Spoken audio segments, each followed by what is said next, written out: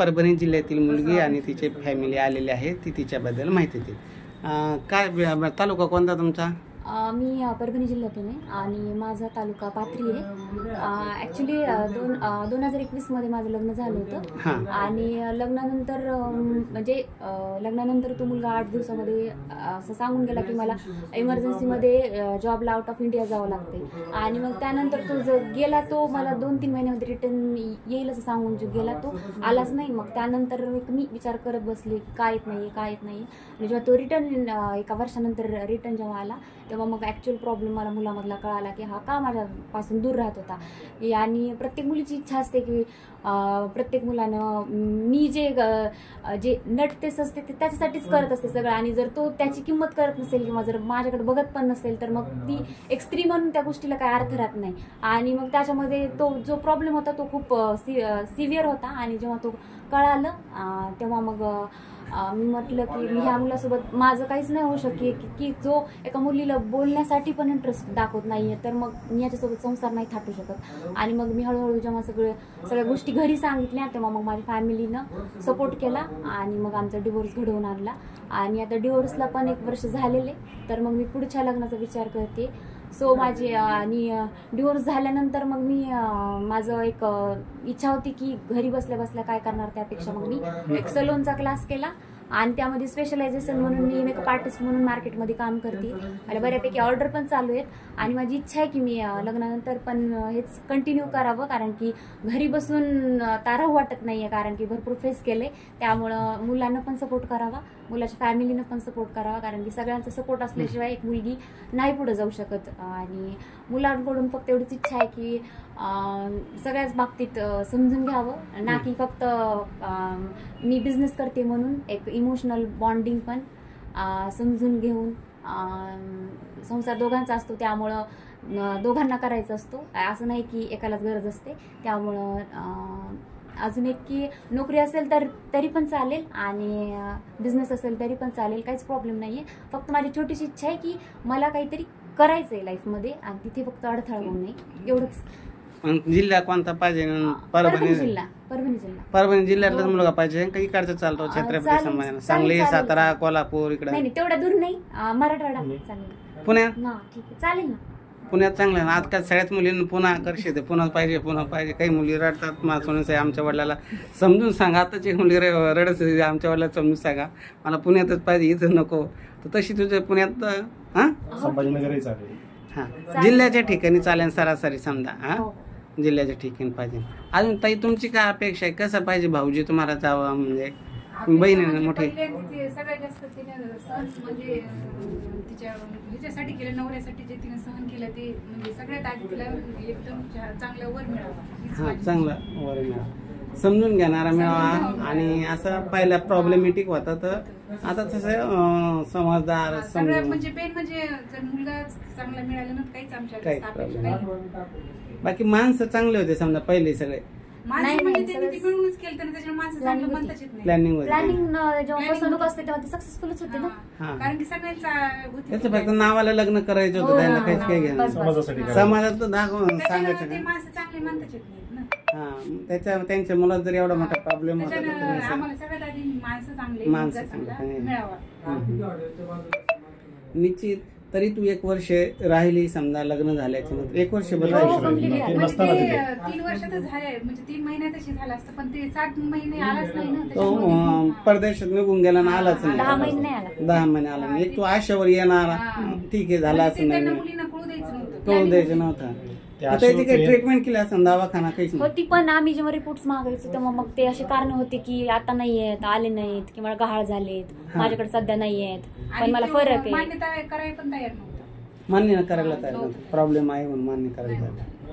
ठीक आहे जाऊ दे. हे बघा काही घटना अशा बऱ्याच केसेस घडू लागल्या आता. आणि आता मी पाहतो आता माझ्या गेले 10-15 वर्ष वधूवर सूचक केंद्र चालवतो. बरेच मुलांमध्ये काही असे छोटे मोठे प्रॉब्लेम येतात. काहींचे प्रॉब्लेम दवाखाना करून सॉल्व्ह होतात पण काही इतके प्रॉब्लेमॅटिक असतात ते दवाखाना रेग्युलर करत नसल्यामुळे. आणि अशा लोकांनी खरं तर लग्नच करायला नाही पाहिजे खरं जर म्हणलं तर. ज्यांचा प्रॉब्लेम आहे त्यांनी आईवडिलांना सांगून सरळ लग्न न केलेलं कधीही चांगलं. एक संन्यास घेतलेलं उलट त्याचं नाव राहतं याला लग्नच नाही करायचं. पण आता काही पालकाला कळून बी ते जर असे लग्न करत स्वप्न असताना असतं, 1 वर्ष पूर्ण ह्याच्यात होती. हा तिचं आयुष्याचं चांगल्या मुलीच्या समजा नुकसान झालं, तिच्या बी मानसिक एक हादरा बसतो, ते का सोपं काम नाही.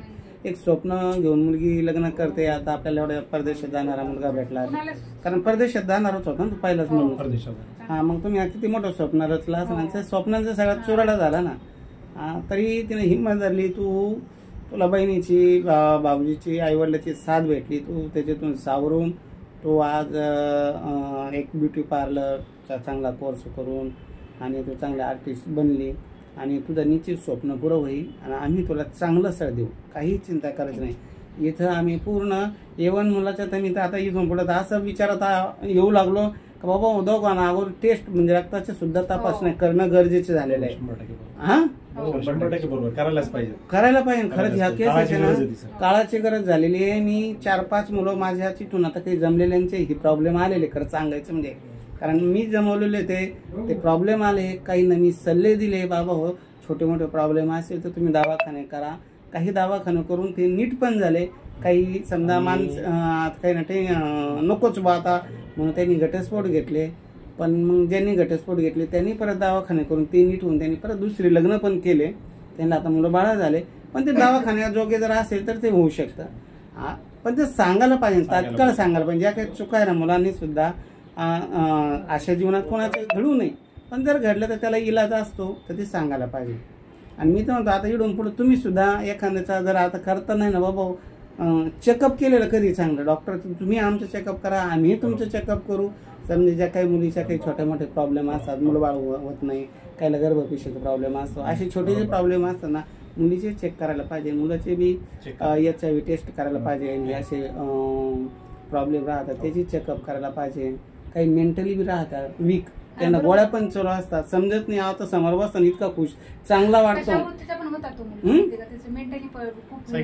हा असे गरम सायकिक असतात कधी कधी. आम्हाला असं वाटतं खूप चांगलं माणसासोबत बोलताना एकदम हे बोलायचा, तिचं वैयक्तिक असं मत यायचं की ते काहीच बोलत नाही, एकदम संपर्कात आलं की तो पूर्ण हे होऊन जायचा. हा त्याच्यामुळे आम्ही कन्फ्युज मध्ये होतात ना किती आणि माणसं बाहेर गेलो तो पोपटावणी बोलत असं, पोपटावणी. आणि मुलीचं आणि आपण तुम्ही मुलीला तो दिवस काहीच बोलत नाही. ती म्हणायची मी रडले, काही किती तास रडले तरी त्याचं काहीच बोलत, शांत बस पण म्हणत एवढा ते मेंटली काही असतात सायकिक असतात. आता मेसेज जरी पाठवले तरी नाही का 8-8 दिवस रिप्लाय यायचा आणि त्याच्या आई वडिलांसोबत डेली बोलणं असायचं. तर मग आम्ही जास्त ही भीती की त्यांनी हिला काय केलं तर नको.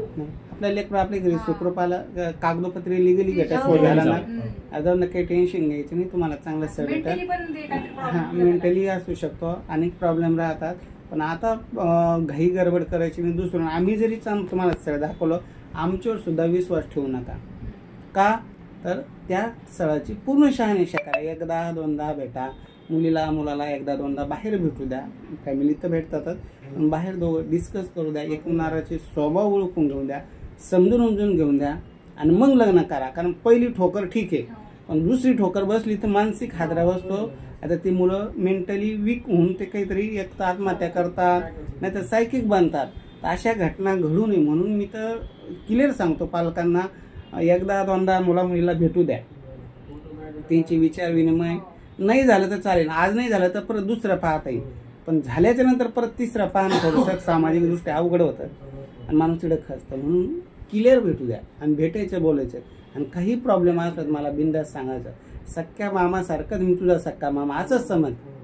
आणि आई वडील जरी म्हणले हे सर मला पसंत नाही, तुला जर पसंत नसेल, तू माझ्या कानात जरी सांगितलं का काका मला पसंत नाही, त्याला तुम्ही आमच्या वडिलाला समजून सांगा, मी त्यांना समजून सांगेन, ते सर कॅन्सल करेन. कारण कधी कधी आई वडील काय होतात तरच झाले नाही एखादं, ते आई वडील बाकीचे संग चांगलंच बोलतात, पण त्याची खोडतो फक्त मुलं होणाऱ्या बायकोला सांगतो काय सवय.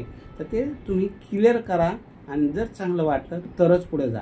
आणि निश्चित तुला चांगलं भेटेल. तू दिसायला छान आहे, सडपातळ बांधा आहे, उंची सगळं तुमचं परफेक्ट आहे, फॅमिली तुमची चांगली आहे आणि आपल्या कार्यातून तुला निश्चित चांगलं भेटेल. हे माझ्याकडे काही सर आपण आता बघू आणि चर्चा करू. ज्यांना यांची प्रोफाईल योग्य वाटली त्यांनी संपर्क करावा. 9403 41 40 87. ही सत्य घटना आहे. हे मुलीने तिचं दुःख व्यक्त केलं. अशा जीवनात कुणाच्या घटना घडू नये. मुलं जर कोणी असे काही प्रॉब्लेमॅटिक असेल तर त्यांनी क्लिअर सांगू आईवडिलाला आणि त्यांनी लग्नसुद्धा करू नये. काही जीवनात ज्यांच्या झालं आता ते चुका इडून पुढं कुणी करू नये म्हणून हा व्हिडिओ सर्वांसाठी शेअर करत आहे. यातून सुधारणा करावा, मुलांनी पण सुधारणा करावी आणि अशा जप आपल्यापासून कोणाचं आयुष्य खराब होऊ नये म्हणून हा खास व्हिडिओ. आणि ह्या मुलीसाठी ज्यांना एखादा चांगला घटस्फोटी विदूर किंवा एखादा प्रथम वर आहे तर त्याच्याही लक्षात आता हे व्हिडिओ बघून लक्षात येईल का मुलगीचं काही दोष नाही. असा जरी एखादा प्रथम वर असेल, ॲक्टिव्ह असेल, खूप प्रॉपर्टी पाहिजे असं काही नाही, पण तो समजून घेणारा पाहिजे, निर्व्यसनी पाहिजे आणि तिच्या करिअरला तिला सपोर्ट करणारा पाहिजे असं त्यांना स्तर अपेक्षित आहे. फक्त जिल्ह्याच्या ठिकाणी असावं, एक छोटे मोठं त्याचं घर असावं, गावाकडे थोडीफार शेती असावी, अशी काही जास्त अपेक्षा नाही. बरोबर बोललो मी, कारण माझा अभ्यास झालेला आहे. चेहरा बघितला का कोणाला काय केला, छोटं घर असतं, त्यांच्या एक शेती असावी, शहरात राहणार असावा, असं काहीतरी सिक्युरिटी असावी. सिक्युरिटी असावी. उद्या जीवनात काही घटना घडू नाही घडली तर मागच्या एक आधारस्तंभ असावा. प्रत्येक आई वडील बघतात तसे त्यातले तुम्ही. चालेल चालेल, देऊ टाकून युट्यूबला, इंस्टाला. आता काही चेहरा नसल्यामुळे काही कोणाला कळणार नाही कोण आहे काय. चालेल, ठीक आहे, काय